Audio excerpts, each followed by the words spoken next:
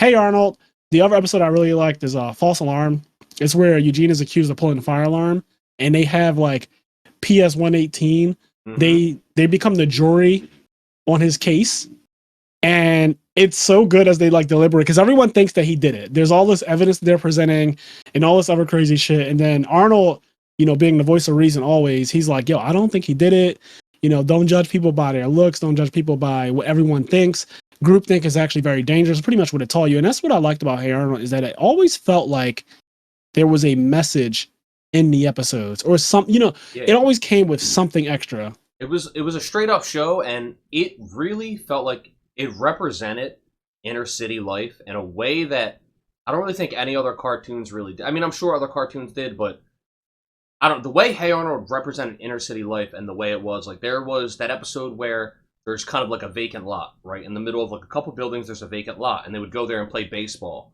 They'd play baseball in like this vacant lot. They had to like clean it out, and there was like trash. Actually, this episode was great. The vacant lot was like covered in trash. So the kids in the neighborhood all got together and they cleaned the vacant lot and turned it into their like own little baseball field. But then because the vacant lot was all clean now, adults started going there to hang out and they would like have picnics and shit there. And they'd be like, "What the fuck? Like we cleaned this shit so we could play baseball. Like get out of here." And then the adults are just there hanging out like, "Oh, we're here now, kid." And just, bullshit like that. But I don't know. Yeah, There's a lot of really cool shit like that. A lot of cool episodes that felt like inner city life. I really like the one Olga comes home. So it's about Mm. Helga's older sister, She was a hoe, by the and way. Ain't nothing she's yeah, wrong with it. But she got she, down.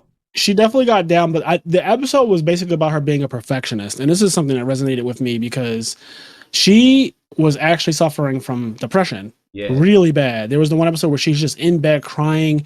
She won't do anything. yeah. And she's just a miserable wreck. But Helga has always been jealous of her because she's like a straight A student.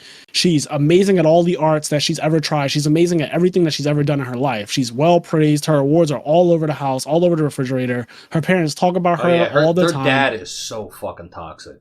Yes. So this episode dives into the idea of the pressures that parents unknowingly or knowingly put on their children, which I felt a lot from my parents because, I went to Catholic school. So my parents had to pay tuition to send me to school. And when you go to private school, there's like obviously all this pressure to compete because everyone is supposed to be super smart. And your parents are like, oh, he got straight A's and he got first honors. Yeah, And your there's all this parents brag praise. to you, to other parents, other people. So like parents will be like, "Yeah, well, my student, he got straight A's and he's on The honor esteemed roll. honor roll and all this other shit." And then somebody else Yeah. is like, "Oh, well, Jimmy, he's doing good. He's got C's." And like the way they talk about it's really fucking. So Olga, she ends up with depression because she tells Helga, she's like, "You're probably jealous of me." Like, and this is so real. Like the older sibling saying this to the younger ones, like, "You're probably jealous of me because of all the praise and attention I get." But what you don't know is that it drives me crazy because I feel like I always have to perform at such a perfect level for them. I feel like a one of those monkeys with the two like tambourines where I'm just like, Yeah. you wind me up and I start performing basically. You're caged. So she's always living for someone else's expectations. And I had to break out of that stuff when I was in my younger 20s and I realized like, holy shit, I got to live for myself. Like Mm-hmm. that pressure of your parents just wanting you to be perfect. And obviously they don't, again, I don't think that my parents knew that they were doing this type of thing. This is getting like really deep, but they would always brag on like my grades. And like, I always had to feel like, oh, I need to be a straight A student. I need to be like on the Yeah, honor roll. yeah, yeah. I need to be one of the kids that's acknowledged. And yeah, that shit puts a lot of pressure on children. I think that, obviously it's important that your child is intelligent and learns things from school and all of that. But at the end of the day, I also think that you should give them room to be them and explore things. And if they mess up, it's not that big of a deal. It's like, you know what? B's are acceptable, right? Like it shouldn't just be like, oh, A's are nothing, that kind of vibe. But Yeah, yeah. yeah, that episode really resonated with me. Like Olga talking about that. Like I didn't suffer from depression, but I just understand that pressure of having to perform at a high level all the time. And it kind of translates into other things, but I'm not even gonna get into that. That episode was Yeah, great. yeah. No, that's an awesome fucking episode. Tons of awesome episodes. There's the episode where Harold, he steals like a ham. He like steals a ham from the local like butcher, and Yeah. then he's forced he's forced to work for the butcher, to repay the ham, and then he ends up really enjoying working there. And then I forget what happens. Oh, he has to serve community service, and then he's done serving community service, but he actually fell in love with the work and really enjoyed doing it. But they won't let him work anymore because whatever, and so he ends up stealing the ham again because he just wants to work with the butcher again. And he was if I remember, he was a good influence on him and just turned his life around a little bit. There's some really, really cool episodes. Harold has some of the best episodes. There's the other one where Harold is low-key feeling this girl Patty, who's basically a girl outcast. She's a bit of a bigger girl. She's taller than most other girls. She's a little bigger. She also has a unibrow, and she's pretty much a recluse because just an outcast. She's that kind of person. Sits alone at lunch, and everyone kind of teases her or talks about her behind her back. So prom is coming up, or it's some kind of party, and Harold and her end up out on the balcony just talking the entire night, and they have a really good time. And he's like, I really enjoyed talking to you all day. This was actually great. I didn't think I was going to have fun at all coming here, but I did because of you. And they both agree. So they kind of start to go out and date, and his friends find out. And this is something that's also so real, right? Mm-hmm. His friends find out and they tease him. And at first he does what any young, dumb teenage boy would do. He basically disses her and is like, yo, fuck her. I don't actually like her. I was just trying to be nice. I was doing charity.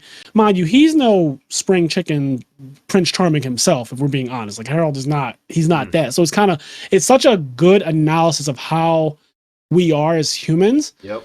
And he treats her really bad. Mind you, even though he treats her really bad, she's so used to being treated bad that it barely affects her. Which is also so sad too, just how real some of this shit is in these episodes, especially when you're in, I was around the age of the kids in Hey Arnold as I'm watching it. So seeing some of this stuff, but yeah, she doesn't even get that upset because she's so used to being treated bad or being teased and people betraying her that it becomes normal to her. But then later on, he realizes they're teasing her, and one of them says something that pisses him off. And he fucking balls his fist up, slams the table. He's like, stop, enough. I like Patty. Patty's fucking awesome. And I shouldn't care what you guys think. It should only be about what I think. Mm-hmm. And so I like Patty, and that's all there is to it. So shut the fuck up. Yep. And everybody's quiet because he's big, he's scary, he's clearly angry, he turned red and everything.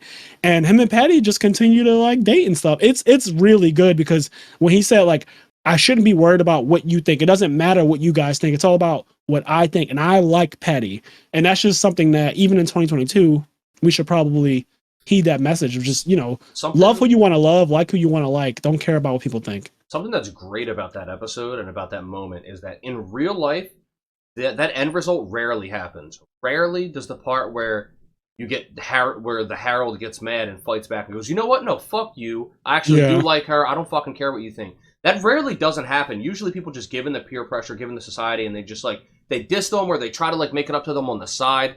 But rarely do they just get real with their feelings. You know what? I don't care what you think. That doesn't often happen. And it's good that is there because it shows the ideal version of the message and what you should do. It's look, what we this should shit happens. Really do. We understand we all go through this. You've probably done this too, but here's how you should reconcile. Just at the end of it, fuck them. Stand up for yourself. Stand up for that person. It's not right to tear them down, and it's not right to not be honest with yourself just because somebody else is being corny and making fun of people for no reason. You know what I mean? Over just superficial things. Yeah, it's really, really good. I've seen a lot of people be teased over things they can't control. And when he just said, I like her and that's all that matters, I was like, man, that's a message that still stands today. People need to really learn to live like that. Don't worry about what people think. Love who you want to love.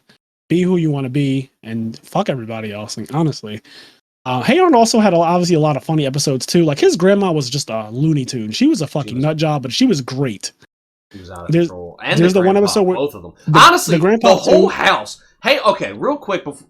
Hey Arnold's living situation is so dope because his grandparents, I guess, are landlords, right? They own that little apartment, but it's not even really an apartment; it's just a house, and everybody rents out a room. But then my man Arnold has the hottest fucking room of any kid on the planet. Him up on that sunroof attic thing that he's got going on. Yeah, that is fire. Dude. And he just kind of sits on his bed and looks up out at the sky. Yeah. Like I could imagine at nighttime that's amazing, and the daytime that could be amazing. I mean, I would love to be able to close it though if it's like too sunny, but still that natural lighting and everything. That his room is really fire. Like I agree with that 100%. But his grandma, there was an episode where he gets mugged. Like some guy robs I robs remember him. this. Yeah, he gets robbed, and so he learns karate from his grandmom. Yeah. Now she is fucking GI Jane, gung ho about it, teaching him how to break wooden sticks and shit with the base of his hand, all kinds of stuff. Right? He's chopping wood, kicking, doing all kinds of stuff, and eventually, at first he sucks at it, right? But then he becomes really good at karate, and he starts to misuse it, which is another lesson, Yep. right?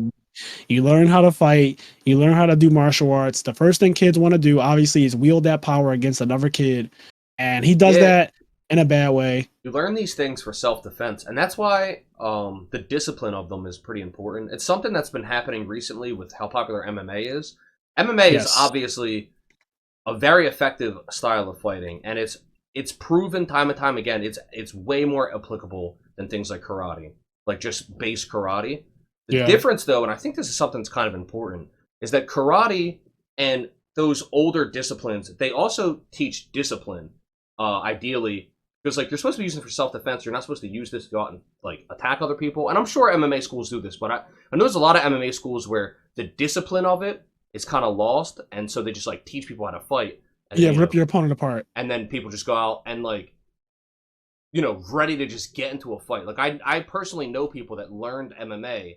And even though they learned it for self-defense, after learning it, they started looking for trouble. Like they wanted to get in fights. It definitely makes people more aggressive and more passionate about every little thing, so that way they kind of end up in altercations. Hey guys, if you like this clip, we have full video versions of our podcast episodes available on the IMNerd Patreon, as well as exclusive content. If you'd like to listen to our full podcast episodes or find us on any other social media platforms, you can do so by clicking the link tree below.